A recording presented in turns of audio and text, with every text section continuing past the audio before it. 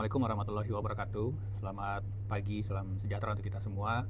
Pagi ini BNPB akan mengupdate situasi dan penanganan kejadian bencana tanah longsor di dua lokasi di Kabupaten Cilacap. Terjadi hari Kamis 13 November lalu dan di Banjarnegara yang terjadi hari Sabtu minggu lalu. Update situasi pencarian korban di Kabupaten Cilacap. Data per pukul 21.00 kemarin hari Minggu, tim SAR sudah berhasil menemukan 13 jasad korban dalam kondisi meninggal dunia, sehingga dalam data daftar pencarian orang tinggal 10 jiwa yang masih akan diteruskan pencariannya pada hari ini dan hingga tuntas 7 kali 24 jam setelah kejadian bencana di hari Kamis minggu lalu. Untuk identitas yang 10 orang ini sudah diketahui dan operasi pencarian hari ini dilakukan di dua sektor A dan sektor B. Sektor A terdiri dari 3 titik dan sektor B terdiri dari 2 titik.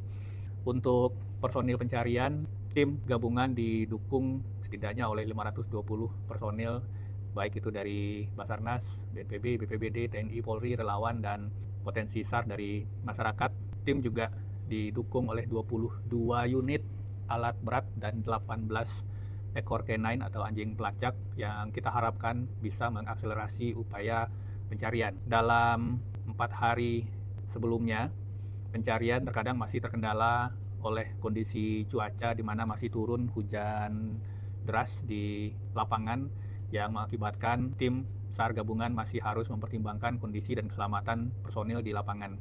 Mulai dari kemarin, oleh karena itu BNPB sudah melakukan operasi modifikasi cuaca.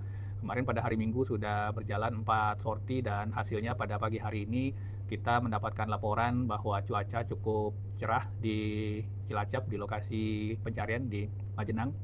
Sehingga kita harapkan ini benar-benar bisa mengoptimalkan upaya pencarian 10 orang korban lagi yang masih hilang hingga hari ini. Untuk kelengkapan alat dan prasarana pencarian juga sudah didukung adanya beberapa unit light tower, sehingga kalau kondisi cuaca mendukung maka upaya pencarian bisa diteruskan hingga malam hari atau sampai batas di mana tetap pertimbangan keselamatan personil adalah yang utama.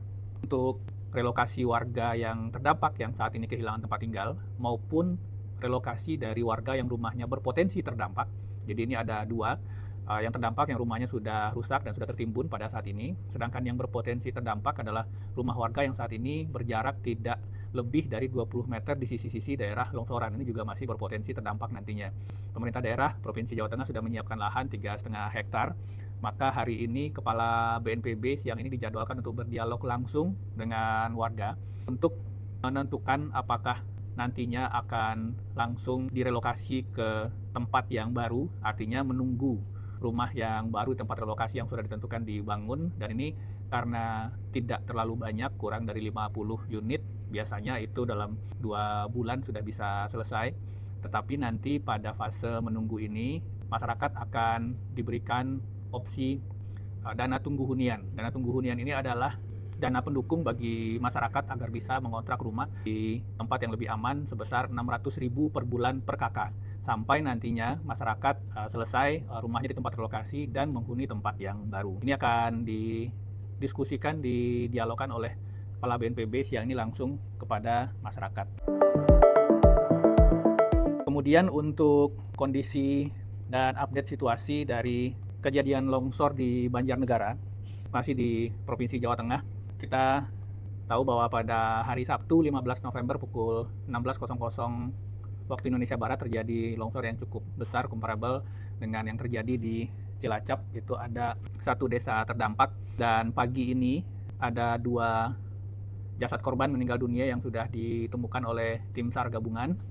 Kemudian ada 2 orang korban luka-luka yang saat ini dirujuk dan dirawat di RSUD Banjarnegara dan Puskesmas Pandanarum. Kami masih melakukan cross-check data di lapangan karena masih ada dilaporkan 27 jiwa yang belum bisa dihubungi. Ini tentu saja kita harapkan pada aparat desa, aparat kelurahan, Babinsa, Babin Kamtibmas bisa segera mengkonfirmasi data ini.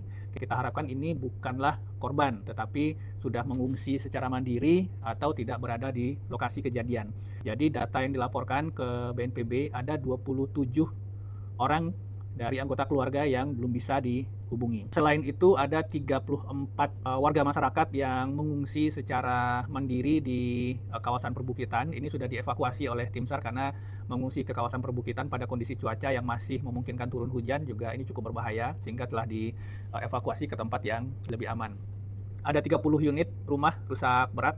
Ini hitungan sementara, tim BNPB saat ini sudah melakukan atau sedang melakukan pemetaan menggunakan 1 unit drone untuk bisa memetakan dengan melihat dengan lebih detail daerah terdampak, sehingga kita benar-benar bisa memperkirakan berapa rumah yang terdampak ketika kita overlay dengan data satelit sebelum kejadian. Hingga saat ini tim gabungan di lapangan masih melakukan upaya pencarian. Masih ada 823 jiwa yang mengungsi. Ini ada yang mengungsi ke rumah kerabat, ada yang masih ada di sekitar kawasan perbukitan di sisi-sisi daerah terdampak longsor. Ini juga kita himbau pada aparat desa, aparat kelurahan, Babinsa, Babin Kamtibmas, Pol PP untuk bisa segera mengevakuasi masyarakat yang saat ini masih ada di kawasan perbukitan ke tempat yang lebih aman. Buka tempat pengungsian terpusat, aktivasi posko darurat, kemudian tetapkan status tanggap darurat, buka dapur umum sehingga kebutuhan masyarakat bisa segera kita penuhi dengan baik. BNPB sudah mengirimkan tim untuk